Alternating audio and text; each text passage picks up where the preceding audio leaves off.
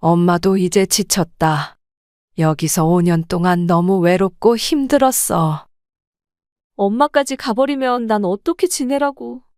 안 그래도 시댁 때문에 힘들어 죽겠는데. 엄마가 도와주니까 이제까지 버틸 수 있었던 거야. 오빠랑 나 둘 다 여기 있는데 굳이 왜 또 다시 고향으로 내려가겠다는 거야. 그래. 처음에는 너네 때문에 왔지. 너네가 이 엄마를 필요로 하니까. 하지만 여기 살면서 엄마는 너네한테 도대체 뭐였니? 엄마 하루 종일 너네 뒷바라지 해주고 집에 오면 밤에 눈물만 나더라. 고향에 있는 내 형제들이 그립고 음식들이 그리워. 엄마, 딱 1년만 우리 승태 어린이집 갈 때까지만 도와줘. 직장 다니면서 며느리 노릇에 아내 노릇, 엄마 노릇까지 이거 나 혼자 어떻게 감당해? 그러게 누가 너보고 그런데 시집 가라고 했니? 우리는 없는 형편인데 잘 사는 집안이랑 결혼하면 너가 분명히 고생할 거라고 엄마가 말했잖아. 남편이 분명 몸만 들어와도 된다고 했어. 사위는 몰라도 시댁에서 그렇게 생각하겠어? 지금까지 우리 집안 계속 무시하고 집 해준 걸 구실 삼아 계속 너네 살림 간섭하는 거 보면 우리 집안 어떻게 생각하는지 딱 답 나오지. 엄마는 이제껏 너 많이 도와줬다. 너 바쁠 때 너네 시부모 먹는 밥 차려주는 것도 지긋지긋하고 이제 시부모 문제는 남편이랑 잘 상의해서 해결해. 이제 엄마는 도저히 여기서 못 살겠다. 지금 돌아가면 집은 어디서 지내게? 그 집 팔아서 돈 다 쓰지 않았어? 그래. 내가 여기 이사 오고 너네 도와주면서 용돈 한 번 안 받고 이제껏 모아둔 돈 다 썼다. 이제 내가 여기 더 살려면 너네한테 손 벌려야 하고 손 벌릴 바에 그냥 내려가련다. 나야 니네 큰이모 집에서 머무르면 되니 그건 신경 쓰지 마라. 자신에게 손을 벌려야 할지도 모른다는 엄마의 말을 들은 딸은 더 이상 엄마에게 여기 그냥 계속 살라고 말할 수 없었습니다. 딸과 아들이 결혼해 살고 있는 도심으로 올라온 70대 정씨 할머니. 할머니는 자식들을 출가시키고 평온하게 고향에서 형제들과 부족하지만 잘 지내고 있었습니다. 문제는 자식들이 손주를 낳고 자식들에게 나이도 있으니 집 근처에서 가깝게 사는 게 좋지 않겠냐는 말을 듣고 나서부터였습니다. 무엇보다 엄마가 필요하다는 말에 정씨는 고민했습니다. 그렇게 자식들이 인생에서 1순위였던 정씨 할머니는 정든 고향을 떠나 자식들 집 근처 작은 빌라 원룸으로 이사했습니다. 하지만 5년 뒤에 정씨는 다시 고향으로 돌아가고 싶다고 딸에게 말했습니다. 이런 정씨 할머니와 자식들 간에 어떤 사연이 있었을까요? 정씨 할머니는 어린 시절 가난한 집안에서 태어났습니다. 쌀이 너무나도 귀했던 그 시절 정씨네는 하루 한 끼만 먹으며 버텼습니다. 가진 땅이 없었던 정씨의 부모님은 남의 땅을 빌려다가 농사를 지었습니다. 땅을 빌리는 대가로 주인이 너무 많은 것을 요구해 정씨네는 먹고 살기가 참 힘들었습니다. 이마저도 정씨의 아버지는 몸이 안 좋아져 정씨의 어머니와 정씨 형제들이 모두 같이 일을 해야 했습니다. 그래도 시간이 지날수록 살림은 조금씩 나아졌습니다. 70년대에 들어서면서 쌀 생산량이 대폭 늘어난 이후로 그래도 밥을 굽는 일은 없었습니다. 그렇게 정씨의 부모님은 딸들이 성인이 되자마자 시집을 보냈습니다. 정씨는 동네 이웃의 아들이었던 남편을 만났습니다. 정씨는 그래도 고향을 떠나지 않아도 된다는 사실만으로도 기뻤습니다. 정씨의 형제들도 멀리 가지 않고 동네 집안의 자식들에게 시집을 가 다 같이 붙어 살았습니다. 일찍 결혼을 하기는 했지만 정씨는 결혼 초기에 임신이 잘 되지 않았습니다. 그렇게 그때 당시에는 늦은 나이인 30 초반이 되어서야 정씨는 일남 일녀를 낳았습니다. 정씨는 그때 며느리가 겪어야 했던 갖은 어려움들을 겪어야 했습니다. 아무것도 없이 몸만 들어왔던 정 씨는 첫날부터 시부모님의 구박을 들어야 했고 아이를 낳지 못하니 시어머니의 구박은 갈수록 더 심해져만 갔습니다. 시어머니는 정 씨의 행동 하나하나를 마음에 들어하지 않았습니다. 똑바로 청소하지 못해? 여기 뭔지 안 보여? 그렇게 정 씨는 첫째 아들을 낳고 나서야 시부모의 잔소리에서 벗어날 수 있었습니다. 하지만 정 씨 남편의 집안도 살림이 넉넉한 편은 아니었습니다. 애초에 없는 집안끼리 결혼을 했던 것이었기에 정 씨는 열심히 일을 해야 했습니다. 정 씨네는 시부모 집을 나와 도심 쪽으로 이사를 갔습니다. 처음에는 방 한 칸이 있는 작은 빌라에 살림을 차렸습니다. 남편은 공장에서 일을 했는데 그만 손가락이 잘리는 사고를 당해 일을 더 이상 다니지 못했습니다. 정 씨의 남편은 한동안 후유증으로 일을 하지 못했고 정 씨 혼자서 하루 종일 식당 일을 하며 자식들을 먹여 살려야 했습니다. 그렇게 힘들게 자식들을 성인이 될 때까지 키우고 정 씨는 바로 자식들을 독립시켰습니다. 자식들이 어릴 때부터 성인이 되면 독립하라고 말해놨던 터라 자식들은 성인이 되자마자 군말 없이 집을 나갔습니다. 그렇게 자식들이 나가자 정 씨는 자식들이 결혼하기 전까지 돈을 열심히 모아두었습니다. 하지만 이는 정 씨의 마음대로 되지 않았습니다. 정 씨의 남편은 정 씨가 모아둔 돈을 몰래 빼가며 경마에 빠졌습니다. 그렇게 남편은 정 씨가 그동안 모아놓은 돈을 모두 경마로 잃었습니다. 당신 제정신이야? 그 돈이 어떤 돈인데? 우리 아이들 결혼할 때 도와주려고 했던 돈이라고. 나도 집안의 보탬이 되고 싶어서 그런 거야. 이렇게 될 줄 몰랐다고.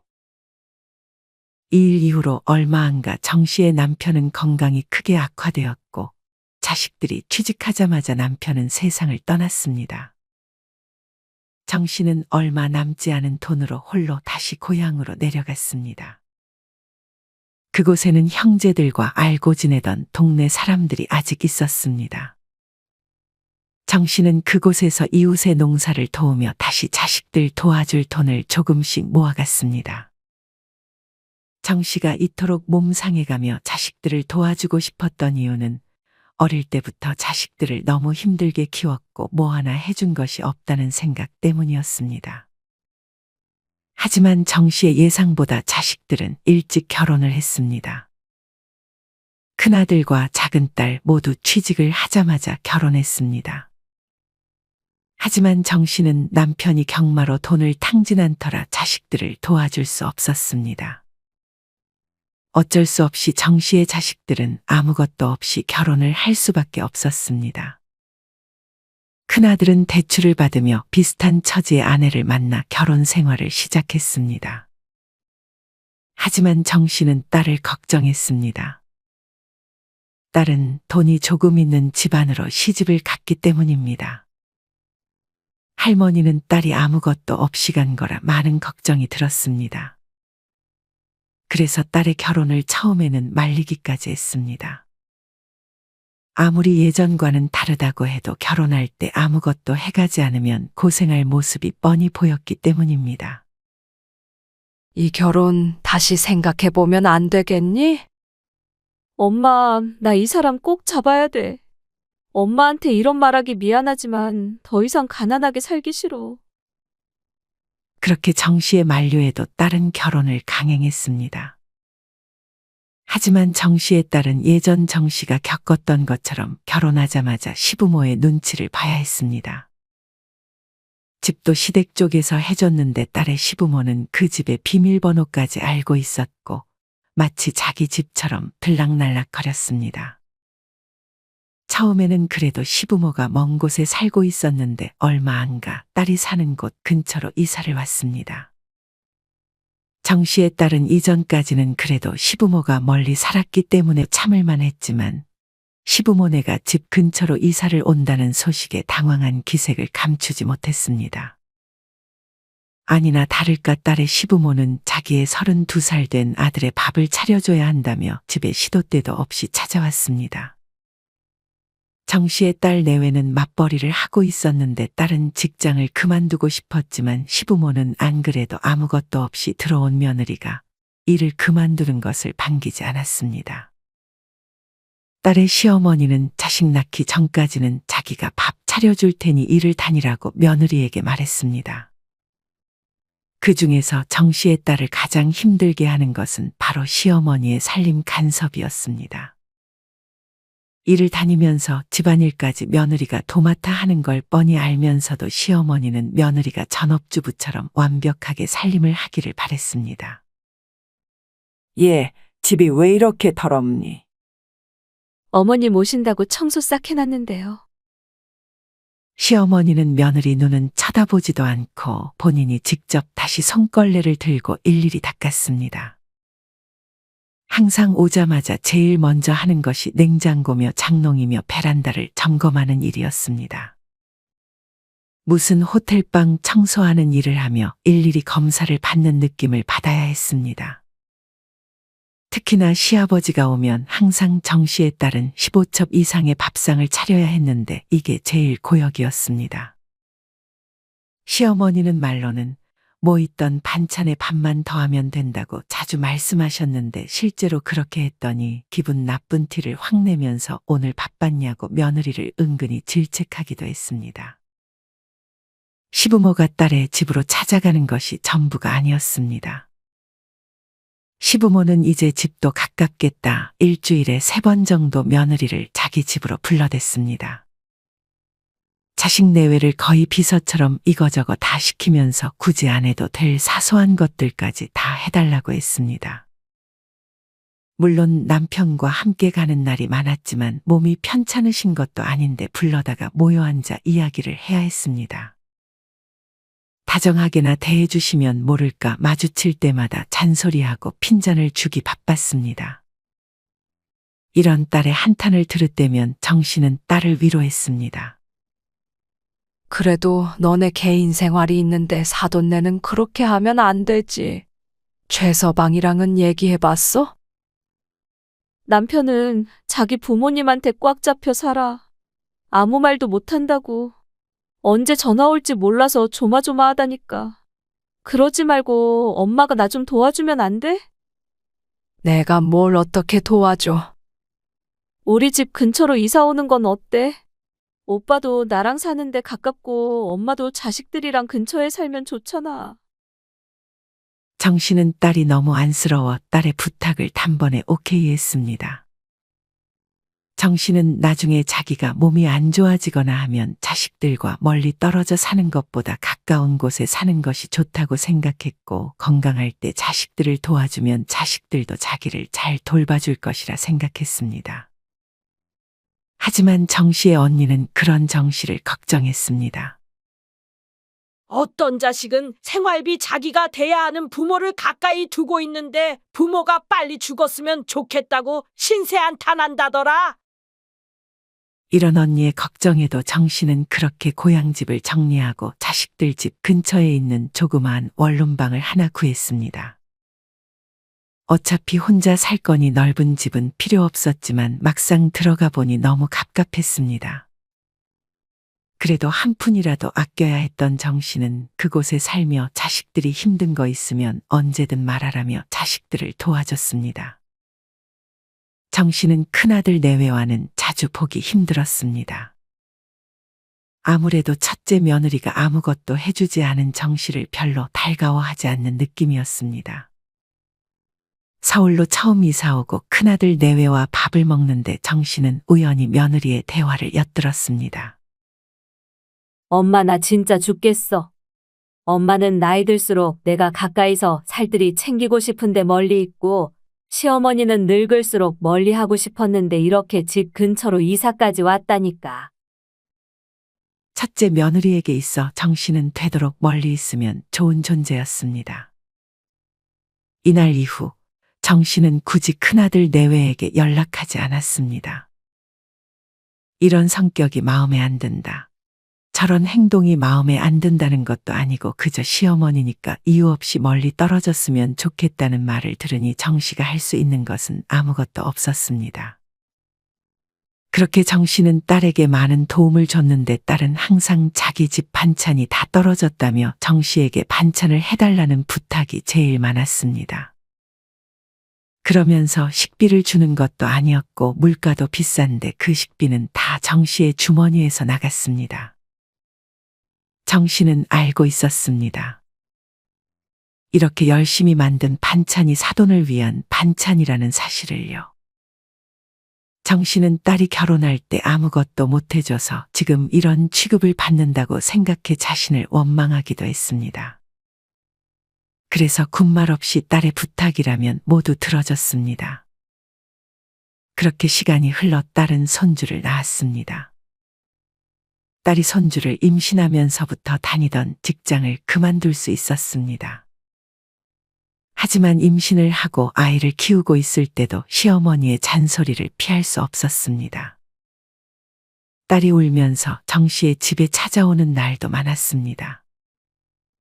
마음 같아서는 사돈네를 확 뒤엎고 싶었지만 그럴 때마다 딸은 말렸습니다. 소중한 가정을 지키려는 딸의 노력이 가상했습니다. 정 씨는 딸의 집에는 들어갈 수 없었습니다. 시도 때도 없이 찾아오는 시부모들이 자기들 불편할까봐 미리 며느리에게 눈치를 준 모양이었습니다. 시부모는 그렇게 편하게 손주가 있는 집으로 가지만 육아는 전혀 도와주지 않고 오히려 손님 대접을 받았습니다. 정 씨의 딸은 육아를 하면서 시부모가 오면 과일을 깎아야 했고 차를 우려야 했습니다. 딸이 육아를 도맡아 하다 보니 정 씨가 손주를 돌봐줄 일은 거의 없었지만 정 씨는 계속 반찬을 갖다 바쳐야 했습니다. 하지만 정 씨는 외로웠습니다. 항상 딸에게 음식을 가져다 줄 때만 딸을 볼 수 있었고 보는 것도 아주 잠깐이었습니다. 손주가 생기면서 딸이 정 씨의 집에 오는 날도 거의 없었습니다. 정 씨와 딸의 카카오톡 창을 열어보면 엄마 이것 좀 해다 줘. 반찬 좀 갖다 줘. 알았어.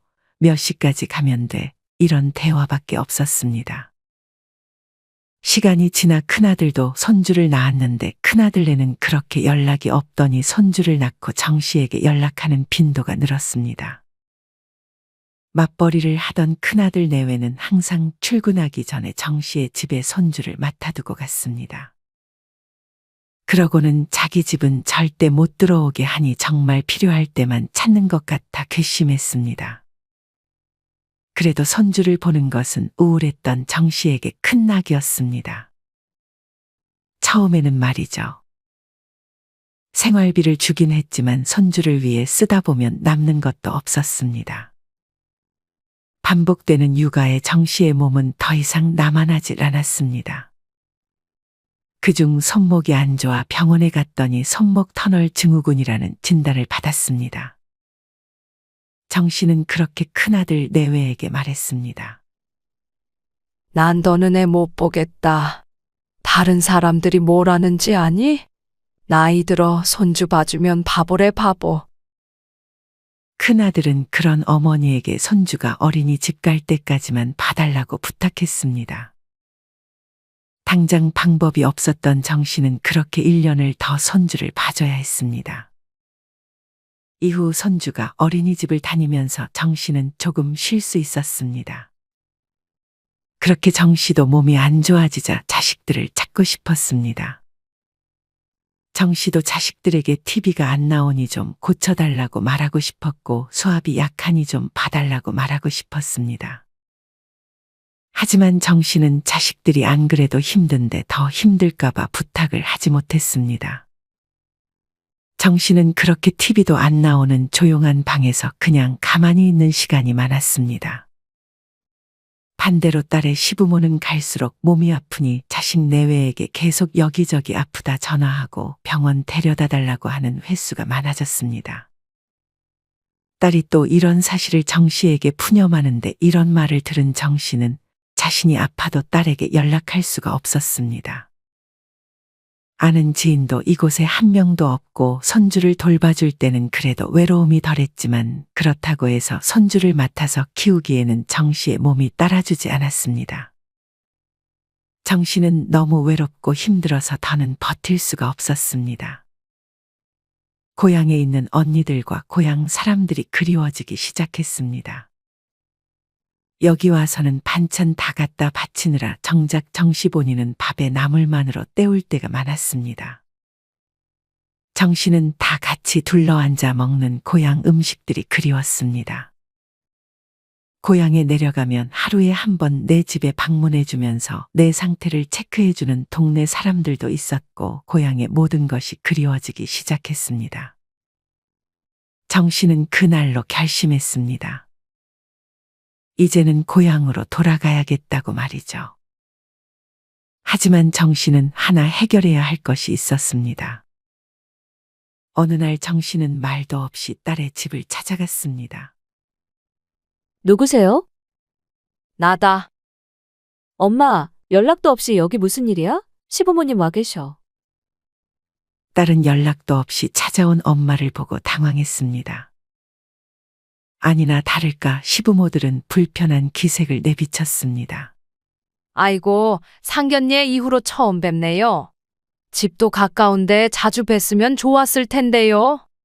딱 보니 시부모는 또 앉아서 딸이 깎아주는 과일만 먹고 있었고 딸은 땀을 흘리며 돌아다니고 있었습니다. 딸의 시어머니는 억지 웃음을 지으며 사돈도 여기 와서 과일을 먹으라고 말했습니다. 그렇게 서로 마음에도 없는 좋은 말을 주고받다가 정 씨가 말을 꺼냅니다. 제가 참 딸 결혼시킬 때 아무것도 못 해준 게 한이 됐어요. 딸도 그걸 아는지 기도 못 펴고 사는 거 보면서 참 안쓰럽더라고요. 그 말을 듣고 사돈네는 딱히 부정하지 않았습니다. 정 씨는 계속 말을 이어갔습니다. 그런데요. 집안일도 혼자 도맡아 해. 사돈네 시녀 노릇해 반찬도 계속 해다 줘. 그 정도면 이 집값만큼은 다 한 거 아닌가요? 언제까지 남의 소중한 딸을 그렇게 눈치 주고 부려먹을 생각이신가요? 시부모는 돌변한 사돈을 보고 당황한 기색을 감추지 못했습니다. 제가 좀 성격이 안 좋아요. 제 고향에 저 같은 성격의 형제들이 많아서 우리 딸이 힘들다고 하면 다 내팽개치고 올라와서 딸 편 들어줄 거예요. 그러니 이제 아들 장가 보내고 새 살림 시키셨으면 집에 찾아오는 것도 자제하시고 간섭도 자제하세요. 앞으로 제 딸 힘들게 하면 제가 절대 가만히 있지 않겠습니다. 사돈네는 전형적인 강약, 약강의 사람이었습니다. 왠지 모르게 기가 세 보였던 정 씨의 말에 사돈네는 꿀먹은 벙어리가 되었습니다. 우리 딸도 좀 쉬어야 하니 이제 저희가 좀 자리를 비켜주죠. 이 말을 남기면서 정 씨와 시부모는 각자 집으로 향했습니다. 마지막으로 정 씨는 딸에게 집의 비밀번호도 꼭 바꾸라는 말도 전했습니다. 그리고 고향으로 돌아가기 전 자식들을 불러놓고 이제는 고향으로 내려가야 할 것 같다고 말했습니다. 몸도 안 좋고 무엇보다 너무 외롭구나. 정 씨가 근처에 살아서 안 좋은 것보다는 좋은 게 많았던 자식들은 반대했지만 정 씨는 단호하게 물었습니다. 내가 지금은 그래도 건강해서 망정이지. 너네 나 아프면 나 돌봐줄 수 있겠니? 빈말이라도 할 법했지만 자식들은 정 씨의 질문에 아무 대답도 할 수 없었습니다. 정 씨는 씁쓸했지만 그런 자식들을 이해했습니다. 그렇게 정 씨는 고향으로 돌아갔습니다. 딸의 시부모는 정 씨가 방문한 날 이후 딸에 대한 간섭이 줄었고 자식들도 정 씨가 없는 삶에 하나둘 적응하기 시작했습니다. 그렇게 정 씨는 고향에서 형제들과 동네 사람들과 행복하게 남은 노후를 보냈습니다. 여러분은 이런 정 씨 할머니의 사연을 들으며 어떤 생각이 드셨나요? 자식들 집 근처에 사는 것이 좋은 점도 안 좋은 점도 있는 것 같습니다. 여기에 정답은 없고 각자 상황도 다 다를 것입니다. 몸이 아플 때는 자식들 집 근처에 사는 것이 좋다고 생각하는 분들도 많습니다. 이런 중요한 결정을 할 때 항상 가장 우선순위는 여러분 자신이라는 사실을 잊지 마시고, 사는 곳은 쉽게 바꾸기 힘들기 때문에 잘 판단해서 결정하셨으면 좋겠습니다. 이상으로 오늘의 영상을 마치겠습니다. 우리 모든 구독자분들의 행복한 여생을 응원합니다. 다음에 더 좋은 내용으로 찾아뵙겠습니다. 감사합니다.